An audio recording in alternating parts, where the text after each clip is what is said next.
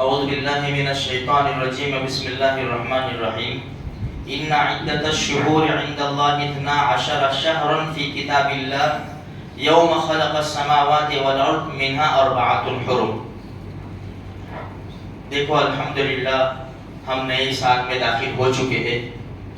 اللہ تبارک و تعالی ہمارے لیے آسان فرماوے اور خوش و خرم زندگی کی دولت سے ہمیں مالا مال فرماوے۔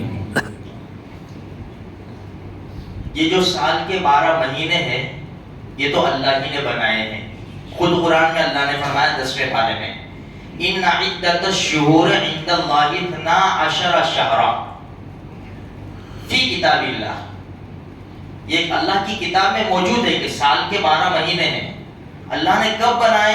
خود اللہ فرماتا ہے یوم خلق السماوات والارض، جس دن آسمان و زمین کو بنایا اسی دن یہ سال کے 12 مہینے بھی بنا دیے۔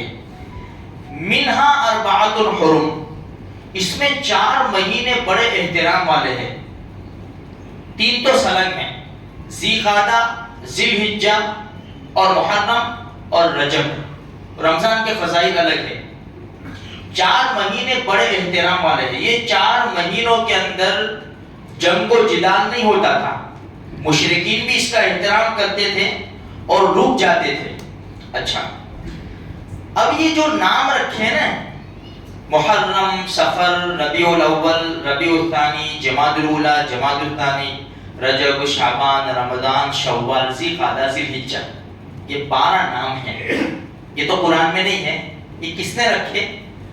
ہمارے نبی کے داداؤں میں سے ایک دادا کلاب ابن مرہ، محمد بن عبداللہ بن عبد المطلب بن ہاشم بن عبد مناف بن قصی بن کلاب، چھٹی بیوی میں جا کر کلاب ابن مرہ نے یہ 12 مہینے کے یہ نام رکھے جو ابھی چل رہے ہیں اور یہی چلیں گے اب انشاءاللہ۔ اچھا، پہلے ہمارے نبی کے زمانے میں بھی کوئی تاریخ کا رواج نہیں تھا، سال، مہینہ، تاریخ کا عام طور پر رواج نہیں تھا۔ یہ جو تاریخ شروع ہوئی ہجرت سے، یہ عمر ابن خطاب رضی اللہ تعالیٰ عنہ کے زمانے سے شروع ہوئی۔ 1-2 واقعات پیش آئے۔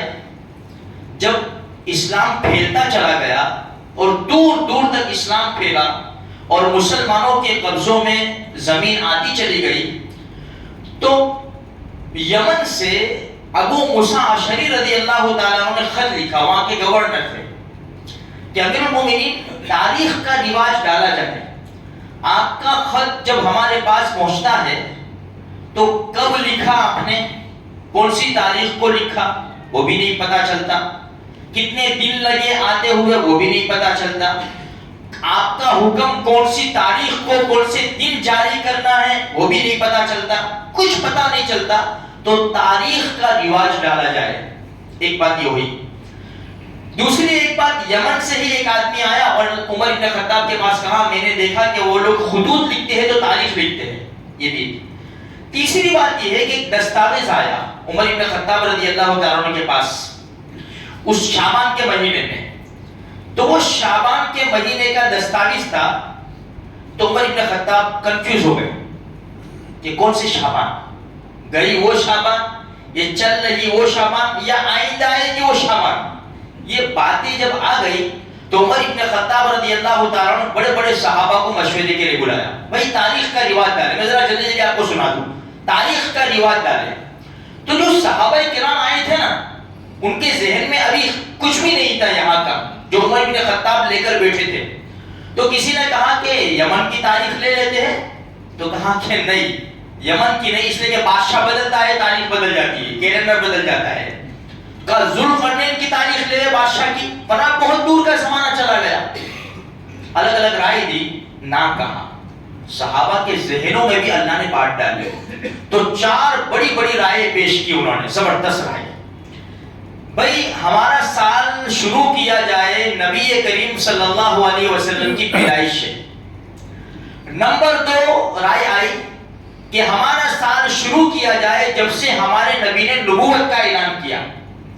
نمبر 3 کے اوپر رائے آئی کہ ہمارا سال شروع کیا جائے جب سے ہمارے نبی نے مکہ سے مدینہ منورہ ہجرت فرمائی۔ اور نمبر 4 رائے آئی کہ ہمارا سال شروع کیا جائے جب ہمارے نبی نے دنیا سے پردہ فرمایا. تو پہلے نمبر کی جو رائے تھی نا کہ نبی صلی اللہ علیہ وسلم کی پیدائش ہے، تو کہا کہ نہیں. کیوں؟ اس لیے کہ عیسائی لوگ عیسیٰ علیہ السلام کی پیدائش سے سال شروع کرتے ہیں تو وہ تانا دیں گے. اور ہمارے نبی نے کیا فرمایا؟ یہود و نصارہ کی مخالفت کرو. یہ ہمارے نبی نے فرمایا نہیں. نبوت سے فرمایا یہ بھی بڑی اچھی بات ہے. اور دنیا سے پردہ فرمایا اس سال، وہ مہینہ نہیں، اس لیے کہ وہ غم کا سال ہے. دنیا کے اندر ایسا ایک غم آیا کہ جو کبھی نہیں آئے گا، وہ ہمارے نبی نے دنیا سے پردہ فرمایا جب. تو علی ابن ابی طالب رضی اللہ تعالیٰ فرمایا امیر المومنین ہجرت سے ہم سال شروع کرتے ہیں، اس لیے کہ جب ہجرت ہوئی تو انقلاب آیا اسلام کے اندر.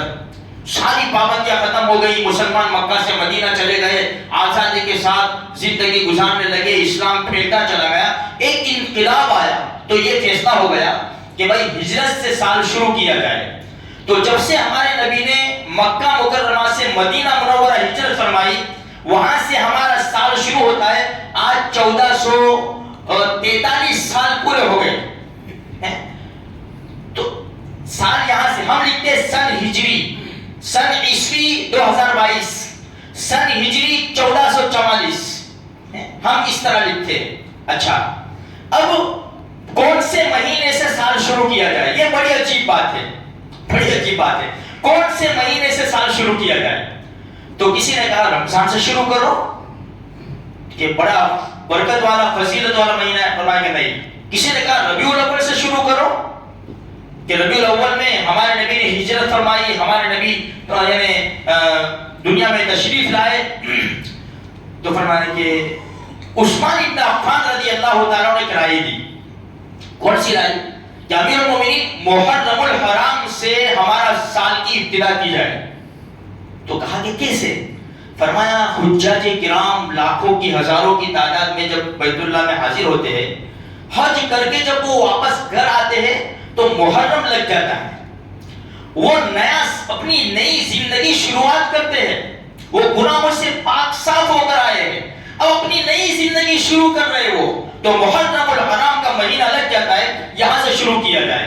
دوسری پتے کی بات، بنیاد کی بات یہ ہے کہ ہمارے نبی نے جو حجاج کرام تھے نا بیعت عقبہ، ان سے ملاقات کی تھی. کب؟ ذی الحجہ کے مہینے میں. اور ان سے ایگریمنٹ ہوا تھا کہ آپ یہاں چھوڑ دو مکہ مکرمہ اور مدینہ منورہ تشریف لے آؤ. تو ہمارے نبی نے محرم الحرام کے مہینے سے ہی تیاریاں شروع کر دی تھی. ابو بکر صدیق رضی اللہ تعالیٰ نے اونٹیاں خرید لی تھی. اگرچہ محرم الحرام میں ہجرت نہیں کر سکے، یہ 2-3 مہینے تیاری ہوئی، محرم، صفر اور ربیع الاول میں ہمارے نبی نے ہجرت فرمائی. تو حقیقت میں ہجرت کی جو تیاری ہوئی وہ محرم الحرام سے ہوئی، اور حجاج کرام اپنی نئی زندگی شروع کرتے ہیں. تو ہمارا سال شروع ہوتا ہے محرم الحرام کی پہلی تاریخ سے. اور جب یہ جاتا ہے تب بھی قربانی کی یاد چھوڑ کر جاتا ہے، اور جب آتا ہے جب بھی قربانی کی یاد دلا کر آتا ہے. یہی وہ دن ہے عمر ابن خطاب مصلی کے اوپر کھڑے ہوئے ہیں 28-29 ذی الحجہ کو. فیروز ابو لولو نکلتا ہے، خنجر مارتا ہے فجر کی نماز کے اندر. جیسے خنجر لگتا ہے عمر ابن خطاب پیچھے ہاتھ ڈالتے ہیں، پیچھے ہاتھ. عبد الرحمن ابن عوف کھڑے ہیں، پکڑ کے مصلی کے اوپر کھڑے کرتے ہیں. خنجر لگے تو لگے، نماز نہیں چھوٹے گی. یہی کربلا کا بھی پیغام ہے کہ نماز نہیں چھوٹے گی، اس لیے کہ میرے نانا کے آنکھوں کی ٹھنڈک ہے. نماز ہوگی نہ مسجد میں، نہ مندر میں، نہ بیت اللہ کی دیواروں کے سائے میں. نماز عشق ادا ہوتی ہے تلواروں کے سائے میں. تو عمر ابن خطاب ان کو شہادت ملی پہلے محرم الحرام کو. کیا انسان مسلمان خوشیاں منائے گا؟ ہم تو قربانی والے ہیں، جاتے ہیں جب بھی قربانی دیتے ہیں، آتے ہیں جب بھی قربانی کا پیغام لے کر آتے ہیں. تو مسلمانوں یہ پیغام ہے، ہم قربانی دیں گے، ہمارا دین ترقی کرے گا، اسلام ترقی کرے گا، اسلام سر بلند ہوگا. اگر ہم نے قربانیاں چھوڑ دی تو پھر دیکھو آج ہمارے حالات کیسے ہیں. اللہ تبارک و تعالیٰ کہیں سنی باتوں کے اوپر ہم سب کو مل کر عمل کرنے کی توفیق عطا فرمائے.